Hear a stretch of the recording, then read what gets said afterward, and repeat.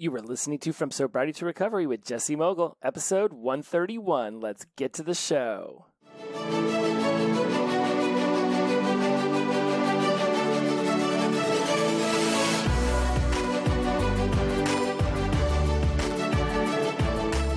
Welcome back to From Sobriety to Recovery. I am your host, Jesse Mogul, and I am in addiction recovery. Man, oh man, oh man. It's been quite the summer. We're like a month away from it all rolling to completion, and it just boggles my mind how fast time seems to fly. Looking back over at some of the conversations that we've had around physical fitness, anger management, adulting 101 and being a kid, unknowingly sacrificing your future self for your comfort of today, which we have been diving in just so much over on my IGTV with Happy Mind Lab and Danny C. Muniz and Carissa Monet Moreno. I feel like I need to start using some sort of initial in between my name because they both do. Danny C. Muniz and Carissa Monet Moreno. I'm Jesse Colin Mogul. And Happy Mind Lab is just rocking and rolling. If you would like to be join the Voxer group, absolutely. A link to that is in my bio, From Sobriety to Recovery, over on Instagram. Click over to that. You can join the Voxer group. It's like WhatsApp, but better because it's got an orange and white operating interface. And I like that better than the WhatsApp. Anyways, about that, number 129, overcomplicating things, unwinding and unplugged, limiting beliefs, and have to exist in a bubble and a boundary. We discussed self-sabotage last week, and about how once you pull something from the unconscious mind into your conscious sense of awareness, it no longer is self-sabotage, it's just crappy choice making. And then this week, one of my friends sent me over a really cool TikTok where it talks about how no two people see you the same. And this is a theme that I have been utilizing throughout these 130 previous episodes. But it's something I don't know if I've ever really given a lot of attention to. And the moment she sent it to me, I was just like, this is what I talk about on the show all the time, is about how what we think of ourselves doesn't really exist. And what others think about us is just their own perception of us. And it's constantly evolving and growing. And it's not static. It's not fixed. And this is where that growth mindset comes in. That every single day you are offered the opportunity to either evolve or repeat. And when you just go through life in a trance mode, like active addiction truly is, it's just a trance mode, then you're missing out on opportunities to really actively evolve yourself. One of the beauties about sobriety and recovery is that you start to have this amazing clear mind. And it's with that clear mind that a lot of the muting of our emotions and our feelings and the way we see ourselves, the muting opportunity is no longer available to us because now we're sober. We wake up and we feel whatever we feel in the morning. Frank Sinatra used to say he feels bad for sober people because how they wake up is the best they'll feel all day. No, my body still aches and creaks a little bit, and there's still definitely a warming up of the engine. I can assure you how I feel at 6 in the morning is not how I feel at 2 p.m. when I'm done with my workout. Where I'm going with this is that there's a clear mind and a clear heart that we now get to experience our life through. And this opportunity to actively evolve ourselves becomes a driving force for many of us in what it is we pursue in our addiction recovery. Right? We want to read books. We want to learn more about the nuances of communication. We want to understand more about why we thought the way we thought, or we feel the way we feel, or we talk to ourselves the way we talk to ourselves, so that we can up-level it. We can evolve ourselves, and we can become the best version, the most empowered sense of self available to us. One of the primary tenets of NLP is that everybody is doing the best they can with the resources they have. I get a lot of rejection from this tenet because when people look back at their own behavior, like that was really the best I could do, that's really the best I was able to accomplish in that moment, was get angry, scream at someone, slam the door, and then go off into my bedroom and just drink vodka in the dark alone and listen to sad music. That was the resource you utilized then to overcome your emotional grief and your emotional strife. It's it's neither good nor bad. Let's release this desire to judge ourselves and instead say, okay, well, that was then. What can I do now to handle my emotions in a more empowering way, in a way that connects me to the other person? If you're in a conversation opportunity with someone and they aren't willing to step into this evolution with you, then that's your opportunity to decide whether you really want to be in these kind of conversations with people. Not everybody that was in your life during your active addiction is going to stay in your life. I think we have well covered that over the last 130 episodes. And not everybody you meet in your sobriety and recovery is going to stay in your life forever either. Reason, season, lifetime. And maybe I could do an entire episode just on that. In fact, in my show notes, I'm now going to put reason, season, lifetime. Because certainly there have been friends that I thought were going to be around a lot longer than they ended up being. And it's not a judgment of them or me. It's just you grow apart from people. And so when you start to experience your life with this clear mind and this clear heart, and that is obviously like a supreme goal, a movement that you're going toward, right? We're looking for that toward energy, to be more heart-centered, to be more connected in conversations, to actually ask questions that get somebody to connect with you. I just got done doing a whole episode on being present in conversations, episode 111 over at the College Success Habits show. And one of the things I've noticed people saying a lot to me is that they have anxiety when they get into conversations with people face-to-face or over the phone. And honestly, that anxiety comes from being in your own head, thinking about what you're going to say next so you don't sound silly or foolish or uninformed or unintelligent. Whereas if you really just stepped into the conversation and listened to what the other person said, got curious and got interested about what it is they were telling you and asked questions that got them to dive deeper into what their feelings were about that memory or what it is they saw in their head during that situation or how it is they're talking to themselves. And you really asked questions that got that person to dive a little bit deeper below the surface answer that we just tend to give. That person's going to feel like you actively care about what it is they're saying, and then they're going to be more connected to you. They're going to want to conversate with you longer. They're going to divulge, who they truly are to you, and that's your opportunity to connect. And then in that process of connecting in that conversation, the anxiety goes away. Because now you're not judging how they're perceiving you. You are actively communicating and connecting with them. It is an amazing, amazing feeling. And you've all felt it. We've all felt a conversation that was just so absolutely connected that it's like you got lost in it for hours. You shared about your history and your past, and they asked questions, and then they shared about their history and their past, and you asked questions, and you really got this sense that you were getting to learn somebody. You were getting to know them, to understand their motivations, to the emotions or the traumas and the sufferings that they have experienced in their life that have led them to become this version of themselves that you are currently witnessing in front of you. Also, all the while realizing that who somebody is today isn't necessarily going to dictate that that's who they're going to be in a month. If you're somebody like the people in my tribe or like myself, where I'm taking in new information, I'm applying it to my life, I'm evaluating how well that information applied into my life actually brought me more empowerment or more self-confidence or whatever it is I was seeking, right? Then I'm going to be evolving every day. You either evolve daily or you repeat the same thoughts and feelings and behaviors from the day before. And repeating the same kind of thoughts, feelings, and behaviors from the day before doesn't necessarily mean that those are bad thoughts, feelings, and behaviors to be repeating. You just want to ask yourself, are they leading you towards your highest sense of self?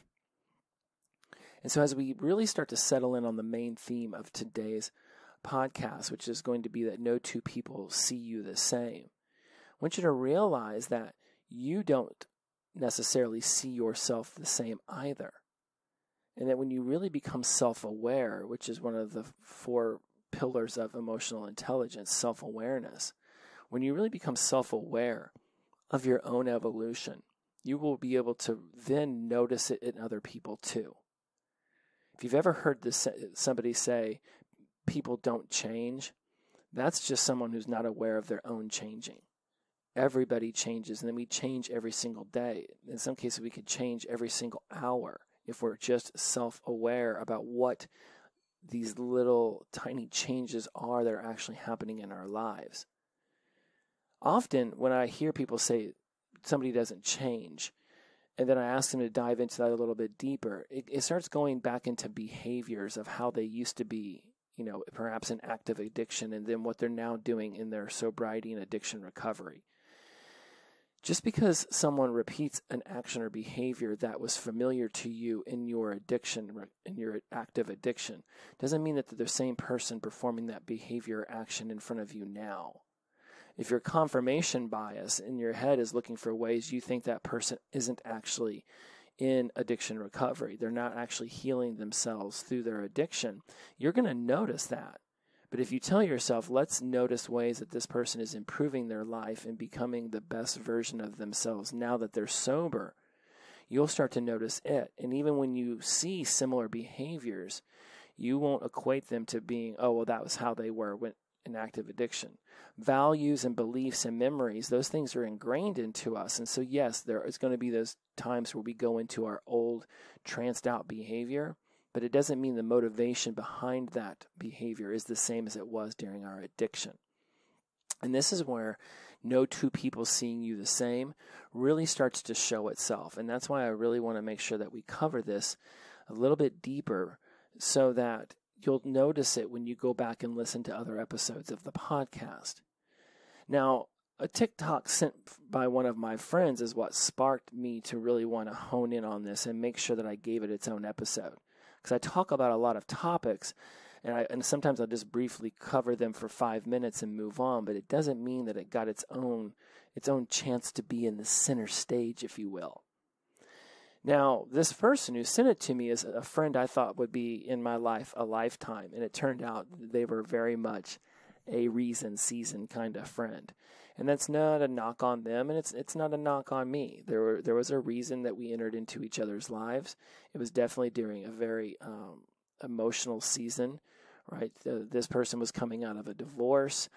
I was still at the tail end of my active addiction. It was in 2016, right? This divorce is happening to them. It's extremely emotional. They don't know necessarily how to embrace the feelings that they're having.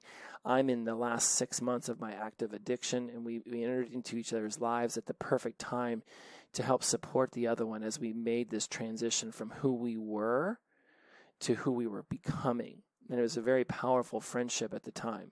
Here we are now 5.5 years later, and we barely ever talk. But when we do, it's like we're best friends. It's like we pick up right where we left off, right? A slight bit of animosity on my part for how we just seem to have grown apart.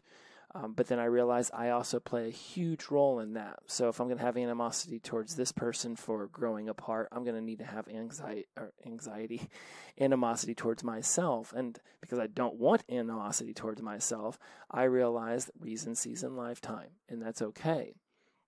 There is a reason and a season and a lifetime for why people come into your life. So when you start to think about how no two people see you the same, I really want you to start to think about how a different version of you exists in everyone's mind. They create their version of you. And because everybody creates a different version of you in their own mind, there are hundreds of thousands of different versions of you out there. The person that I think of as myself is in my mind, and only in my mind. And even then, it is very clouded by my memories and experiences and my values and my beliefs and who I think I was and who I think I am and who I think I'm becoming. Even in my own mind, who I think of myself is ever evolving. It's ever changing. And I'm taking in tens of thousands of data points to try to build this version of who I think I am in my own mind. Right, when I walk into the kitchen and I open up the refrigerator, who I think I am in that moment, whether it's looking for sugar or whether it's looking for broccoli, right? There's like hundreds of different things flying through my head that ultimately lead to picking up the cauliflower or picking up the chocolate-covered pretzel. Your mom, your dad, your family, your friends, your boyfriend, your girlfriend, your neighbors, your professor, people at work, they all have a different version of you in their head. And the version of you in your mind doesn't even really exist at all, because it's just being created anytime you ask your mind to give you information about yourself. It's just pulling off of the past experiences. It's just pulling off the memories. And because we know that we're not seeking to create our future from our past, but rather from our most empowered sense of self in the present moment, when the unconscious mind starts feeding us all these data points from experiences and memories that we've had from, tens of thousands of experiences that we've had in our lives, what we're really doing is we're handcuffing ourselves to who we were in the past to create who we want to be in the future. And we know that doesn't necessarily work, because there's a lot about how our behaviors and our feelings and our thoughts toward ourselves were in the past that we no longer find as useful, right? They're no longer serving our highest purpose. We don't want to forget the lessons of the past, right? And I do this with a lot of my clients with utilizing NLP. We'll do what we call timeline, where we'll go back into time when this traumatic event, when this suffering happened that left this amazing, deep impression on us. Well, there's a lesson that we can learn from every single thing that happens in our life. There's a lesson that we can learn. We can go back. We can really embrace that lesson. And in the process, we leave the sadness, we leave the trauma, and we leave the suffering back there with that moment where it belongs. And we bring the lesson up. That's the empowerment. And we leave the trauma and the suffering and the pain. We leave it back there with that memory, because that's where it belongs. It belongs there with that. And when we bring the lesson up, it reduces the pain, because we've learned something from it. And it's through that learning that we can now evolve rather than repeat. So often we want to hold on to a past experience or a trauma because we think that if we forget it, that we will somehow repeat it. I really honestly believe that's why people say that they're addicts at the beginning of 12-step meetings, is because if you forget you're an addict, perhaps you'll go back to it. I don't need to call myself an addict 100 times a day to remember what my last day of using felt like, to remember what 2016 felt like. Trust me, that's there. But I've gone back to those moments in 2016, and I've taken the suffering and the pain and the sadness of that event. I've taken it back and left it there, and I've brought the lesson up. And oftentimes the lesson truly is, that was who I was then, but it's not who I am now. The lesson I can take from getting arrested and thrown into a Los Angeles city drunk tank on a football Sunday in January of 2016, the lesson I can take there is getting blacked out drunk and walking around the streets of Hollywood could cause you to black out, pass out. I woke up, my face was all messed up. I had huge bumps all over my head. I don't know if somebody kicked me in the head or if I just fell down multiple times. But the bottom line is like the lesson to be taken from that is that I don't do that anymore. That's not who I am. So going back to no two people seeing yourself the same, do you even know how you see yourself? Right? If I saw myself as being a blacked out, drunk, irresponsible person, and that's what I wanted to anchor myself to, but yet here I am, 4.5 years into sobriety and recovery, then that's not who I am now. So why would I even want to relate to that version of myself then? I can take the lesson, but I can leave the pain. A different version of you exists in every single person's mind. They are creating their version of you every single time they interact with you, see you, come across your social media. Somebody else talks about you, whether they believe that other person or not. There's tons and tons of factors. So now that you know hundreds of thousands of different versions of you exist, you can ease up on yourself when you're not so sure that others are perceiving you the way you would prefer them to perceive you. You can only control how you perceive yourself. And again, the person you think of as you in your mind is really just this amalgamation, this creation of who you think you are based on all your experiences from the past. Oftentimes, one of the most powerful ways that I create my future is by stepping into becoming that person now. You can utilize daydreaming. You can utilize visioning and meditation. Anytime you just think about who you'd like to become in the future and you dive into that daydream and you picture yourself wearing a suit and a tie, or being on stage with a microphone in your hand, or being that person who embraces a loved one or has a child smiling up at you. When you daydream this stuff, you're putting yourself into that future version of you and you're making it real. When other people have this version of you in their mind, they're most often going to be utilizing things that they knew about you from the past. So when you get sober and you start going around people and you tell them, hey, I'm sober, I'm in recovery, I'm a new version of myself, until they get more experience with that version of you, they're still creating their image of you in their mind from who you were in the past. And knowing this allows you to ease up on them whenever they're still judging you for who you used to be. Yes, I talk about all the time, don't seek to understand, not judge right or wrong. But you guys are the ones listening to this show, not them. You're the ones seeking to up-level yourself day in and day out, not them. You cannot just assume that they will naturally get on board with this new version of yourself. You will get around them, and you will show them proof that you're becoming this more empowered sense of self, that you're stepping into your sobriety and addiction recovery, and you're truly embracing the power of what it means to be a newer, better version of yourself. And even the word better is so judgmental. It's all subjective. Subjective is just your mind creating what it believes is reality. Objective is actual, like fact, like the earth.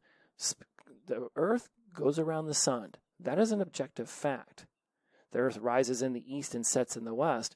That is subjective, because yes, it rises in from one direction and sets in another, but even the labels of east and west are just our labels. Somebody else could call them, La Cucamonga and La Vuja Vuja, right? Then all of a sudden, it's not east and west anymore. But it is very objective that it rises from in one horizon and sets in another. But again, doesn't even rise and doesn't even set. It's actually the earth that's spinning the whole time. So I know we could really get lost in that one. I want to reel it in, and I want to finish up on this. The person you think of as yourself is only in your mind. And you really don't know yourself the way you think you know yourself, because your own memories and experiences of who you used to be cloud how you see yourself in the current moment. When you notice yourself judging your current self based on who you were, is an opportunity to step into self-awareness and ask yourself, am I that person anymore? More than likely, the answer is going to come back as no. And then you can say, okay, well then who am I now?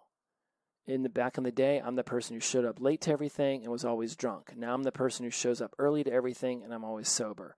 So why am I going to judge myself based on my past behaviors when my past behaviors are not indicative of how I'm behaving now?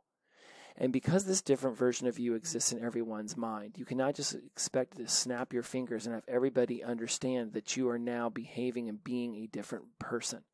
They will need to experience it. And via social media and a bunch of memes and a bunch of reels and TikToks is not going to be the way that they're really truly going to be able to experience you. That's the facade of you. That's the version of you that you want to show to the rest of the public. I do a lot of work to make sure that I am as honest and upfront and as me as I possibly can be on this microphone. And a lot of you, when we get on the phone, you really feel like you know me because I've divulged so much of myself on this show. And that is on purpose, because whenever I talk about these things, there are things I'm also working through as well. And in the process of working through these things with myself, it allows me to really step into this newer version of me. This show gets to be my conduit of my evolution, and I absolutely sincerely desire for it to be your conduit for evolution too. And now, after this episode, you realize that no two people see you the same, that your partner in your home doesn't see you the same as your children do.